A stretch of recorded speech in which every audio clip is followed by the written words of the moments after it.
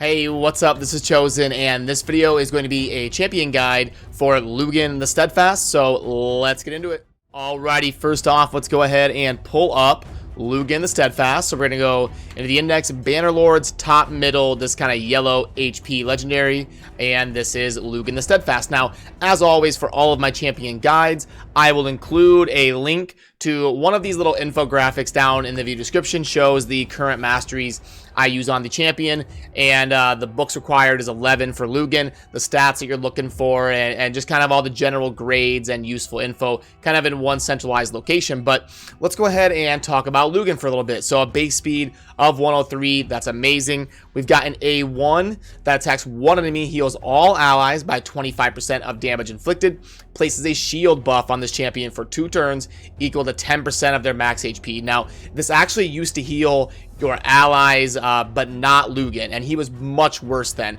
So he did get a little bit of a buff. He heals the whole team now, so it's very consistent healing, and then also places shield, which is very good.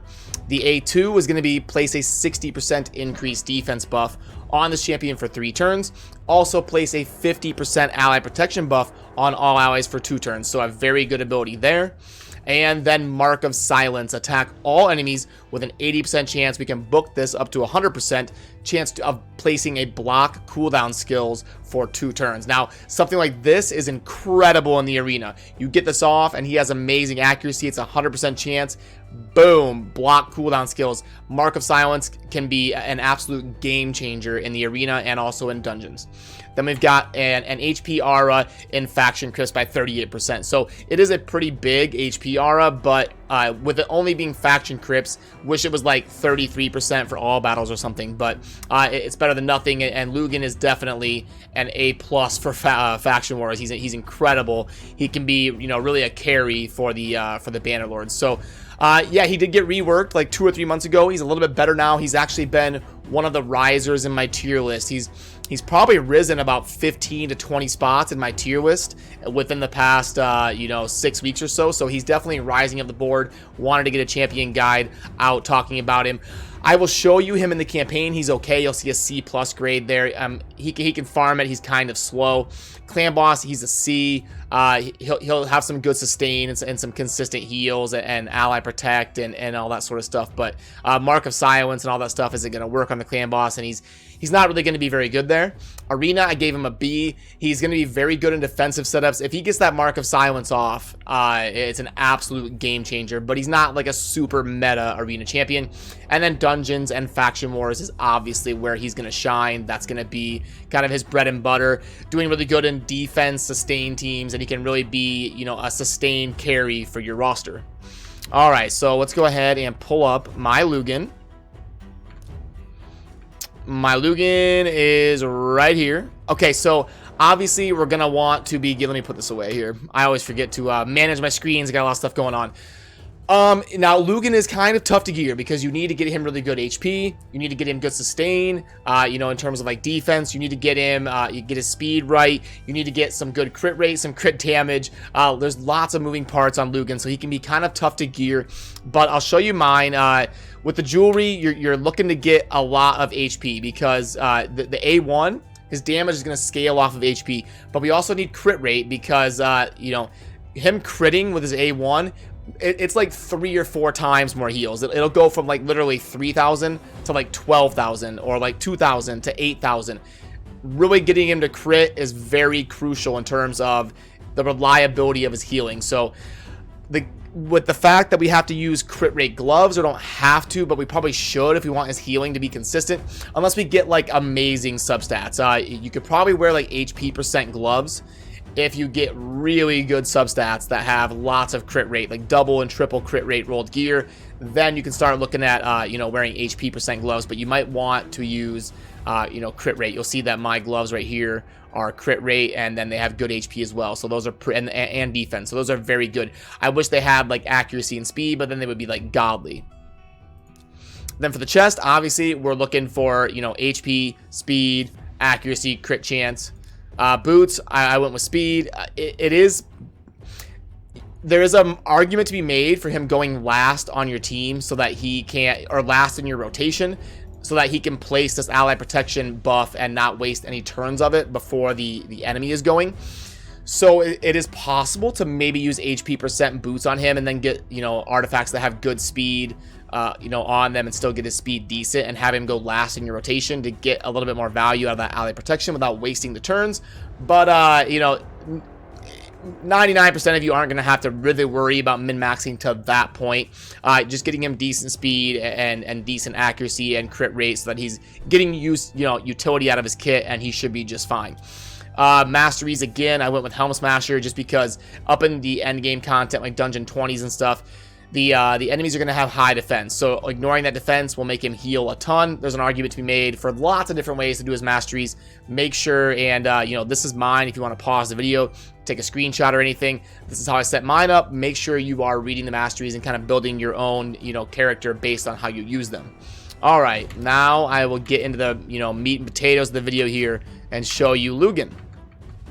All right, so let's go brutal, and we'll go ahead. He's Spirit Affinity, so we're gonna want to go 12-6, and let's see what he can do here on brutal as a farmer and kind of what his time is. So okay, we're not gonna get to see the healing because all the allies are dead in the campaign, obviously.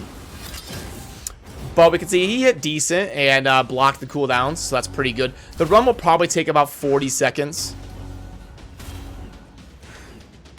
He's obviously a capable campaign farmer, but you know, I have pretty good gear and a decent, you know, great haul and all that sort of stuff. So if you're a brand new player just using Lugan, you probably won't get these same results, but he is capable of doing okay in brutal as a farmer.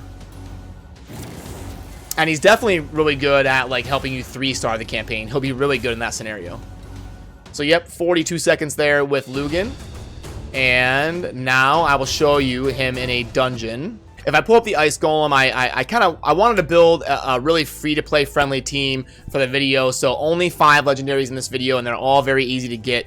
No, I'm kidding, but anyway, I wanted to put together a team that would kind of give it a chance and play a little bit more of a sustain style and let you see, you know, kind of how Lugan operates. And so yeah, let's fire this up here, and I'll talk about a few things about the champion. So Lugan is going to pair very well with, you know, sustained defensive comps or defensive champions. So you'll see I used Ignatius because of the defense aura. I want to use him with champions that have good defense because I want his healing to be tough to remove. So if we have a champion that has high defense, their hit points are tough to remove, which means Lugan's healing is worth more. So it's the same concept as like the lifesteal set. If you put it on a defensive champ like Tyrell, and he heals those hit points, he's going to heal the same no matter what his HP is. So you might as well have high defense so that the healing means more. So for Lugan and the lifesteal set, the healing is going to be more if you have high defense. So, you know, obviously Lugan's going to be amazing with Ignatius here in the scenario and the defense aura. So let's kind of take a look here at what his healing actually does. Boom. That was 9k across the board as an AoE heal. So like 45,000 heal right there on an A1. Boom. I've seen him heal up to like 55k as an AoE on the whole team, depending on that Helm Smasher proc. You see there it was 7k. That's why I was talking about how it's very important to get him to crit. If he's not going to crit, he'd be healing like 2 or 3k instead of 10 or 11. So very important to get those crits. And you can see that, you know, 10k healing across the board, 50k for your whole team on an A1. That's definitely a healing carry, and that's why he's so amazing in a scenario like Faction Wars. That's going to be really based around kind of sustain and fighting nothing but trash mobs. Lugan will be amazing in that scenario, and he's also very good, you know, as just kind of a progression for your account. If you're in the early or mid game, and you know that's when your runs are going to be taking like 4 or 5 minutes, and Lugan can really crank out a ton of healing and help you clear content that you otherwise would not be able to. So, yeah. This would definitely be a decent golem team. I do have one that speed runs it in like a minute, where it's based around like Seer, place a bunch of buffs and debuffs, and then boom, Seer nukes everything. But I could definitely throw out a Lugan team that would be built around sustain and be just fine doing, you know, 2.5 to 3 minute golem runs.